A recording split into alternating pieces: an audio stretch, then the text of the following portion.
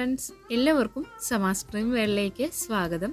നമ്മൾ ഇന്ന് തയ്യാറാക്കുന്നത് പഴയകാല 3 ഇഫ്താർ വിഭവങ്ങളാണ്. എല്ലാവർക്കും അറിയാവുന്ന റെസിപ്പീസൊക്കെ തന്നെയാണ് ഇന്നത്തേത്. ആദ്യം തന്നെ നമുക്കൊരു പഴംപൊരിയാണ്. അതിനായിട്ടൊരു ബൗളിലേക്ക് 1 കപ്പ് മൈദ ചേർത്ത് കൊടുക്കാം. ഇതിലേക്കൊരു 2 ടേബിൾ സ്പൂണോളം അരിപ്പൊടി ചേർത്ത് കൊടുക്കാം. ഒരു 1/4 ടീസ്പൂൺ മഞ്ഞൾപ്പൊടി, ഒരു 1/4 ടീസ്പൂൺ ഏലക്കാപ്പൊടി, ഒരു 1/2 ടീസ്പൂൺ ഉപ്പ്, 1 ടീസ്പൂൺ പഞ്ചസാര, പിന്നെ ഇതിലേക്ക് ആവശ്യത്തിനുള്ള വെള്ളം കൂടെ ചേർത്ത് കൊടുക്കാം. എന്നിട്ട് ഇത് നല്ലതുപോലെ ഒന്ന് മിക്സാക്കി കൊടുക്കാം.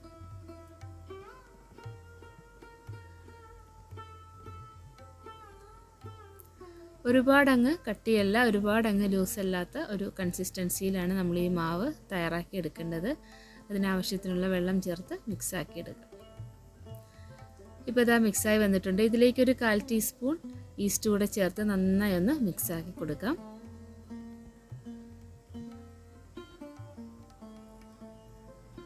ഇപ്പോൾ ഇതാ ബാറ്റർ എല്ലാം നന്നായിട്ട് തയ്യാറായിട്ടുണ്ട്.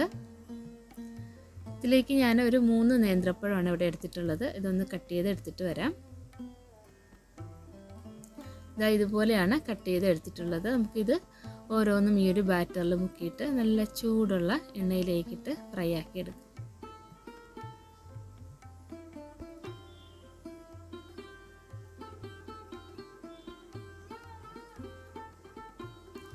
ഈ ഒരു ബാറ്റർ തയ്യാറാക്കി ഉടനെ തന്നെ നമുക്കിതങ്ങ് ഫ്രൈ ആക്കി എടുക്കാം. അങ്ങനെ റെസ്റ്റ് ചെയ്യാനൊന്നും വെക്കേണ്ട ആവശ്യമില്ല.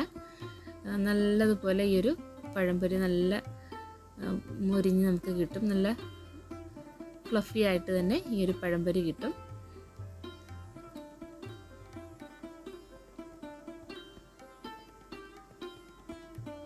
ഇപ്പോൾ ഇതാ പഴംപൊരി എല്ലാം നന്നായി തന്നെ ഒന്ന് ഫ്രൈ ആയി വന്നിട്ടുണ്ട്. ഇനി നമുക്കിത് മാറ്റി വയ്ക്കാം. ഇപ്പോൾ ഇതാ വളരെ ടേസ്റ്റി ആയിട്ടുള്ള പഴയകാല ഇഫ്താർ റെസിപ്പീസിൽ ഒരു മെയിൻ താരമായിട്ടുള്ള പഴംപൊരി ഇവിടെ തയ്യാറായിട്ടുണ്ട്.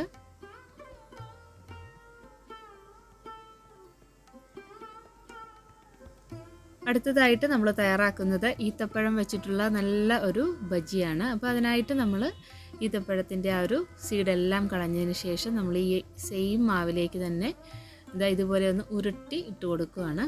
ചെറിയ ചെറിയ ബോൾസ് ആക്കി ഇട്ട് കൊടുക്കുകയാണ്. എന്നിട്ട് നല്ലതുപോലെ ഈ ഒരു മാവിൽ ഒന്ന് മുക്കിയെടുക്കാം. എന്നിട്ട് ഇത് ഓരോന്നും എണ്ണയിലേക്കിട്ട് ഫ്രൈ ആക്കിയെടുക്കാം. ഇതും വളരെ സിമ്പിളായിട്ട് തയ്യാറാക്കാൻ പറ്റിയിട്ടുള്ള ഒരു ഇഫ്താർ റെസിപ്പിയാണ്. പഴയകാല ഇഫ്താർ റെസിപ്പികളിൽ പെട്ട ഒരു റെസിപ്പി തന്നെയാണിത്. ഇപ്പോൾ ഇതാ നമ്മുടെ ഈത്തപ്പഴം ബജിയും തയ്യാറായിട്ടുണ്ട്. ഇതും നമുക്ക് കോരി മാറ്റി വയ്ക്കാം.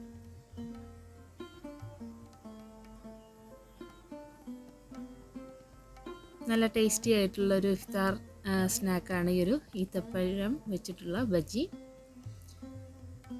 അടുത്തതായിട്ട് നമ്മൾ തയ്യാറാക്കുന്നതും ഒരു പഴയകാല ഇഫ്താർ സ്നാക്കാണ്. അതിനായിട്ട് ഒരു ഉള്ളി ബജിയാണ് തയ്യാറാക്കുന്നത്. അതിനായിട്ട് ഒരു മീഡിയം സൈസിലുള്ള ഒനിയൻ ചെറുതായി കട്ട് ചെയ്താണ്, നീളത്തിൽ കട്ട് ചെയ്തെടുത്തിട്ടുള്ളതാണ്. ഇത് നന്നായി തന്നെ ഒന്ന് ഉടച്ച് ഇങ്ങനെ ഒന്ന് വയ്ക്കണം. അതിലേക്ക് നമുക്ക് ഒരു 4-5 പച്ചമുളക് വട്ടത്തിൽ കട്ട് ചെയ്ത് ചേർത്ത് കൊടുക്കാം.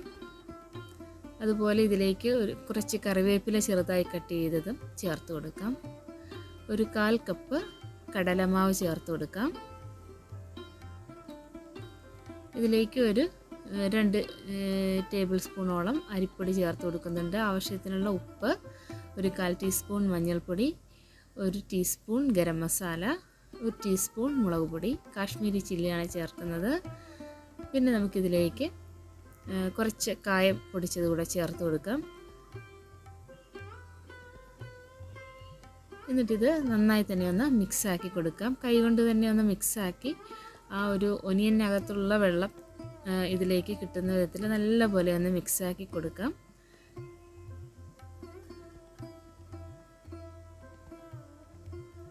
നന്നായി ഒന്ന് മിക്സാക്കിയതിന് ശേഷം നമ്മളിതിലേക്ക് കുറേശ്ശെ വെള്ളം ഒഴിച്ചു കൊടുത്ത് ഒന്ന് മിക്സാക്കി കൂടെ എടുക്കാം. ഒരുപാട് വെള്ളം ഒഴിക്കേണ്ട ആവശ്യമില്ല. അങ്ങനെ ഇതാ വളരെ കുറച്ച് മാത്രം വെള്ളം ചേർത്തെടുത്തതാണിത്. അങ്ങനെ ഇതാ നമ്മുടെ ഈ ഒരു ഉള്ളി ബജിക്കുള്ള ഉള്ളി എല്ലാം മിക്സ് തയ്യാറായിട്ടുണ്ട്. ഇനി നമുക്കിതൊന്ന് ഫ്രൈ ആക്കി എടുക്കാം. വളരെ കുറച്ച് മാത്രം എടുത്തിട്ട് ഇങ്ങനെയൊന്ന് ഫ്രൈ ആക്കി എടുക്കാം. ഇതൊരു ബജ്ജി പോലെയാണ് നമ്മൾ തയ്യാറാക്കുന്നത്, മറ്റേ പക്കോട ആ ഒരു ടൈപ്പല്ല. അപ്പോൾ എന്താ നമ്മളിങ്ങനെ വളരെ കുറച്ച് മാത്രം ഇട്ടിട്ട് ഇതിങ്ങനെയൊന്ന് ഫ്രൈ ആക്കി എടുക്കാം.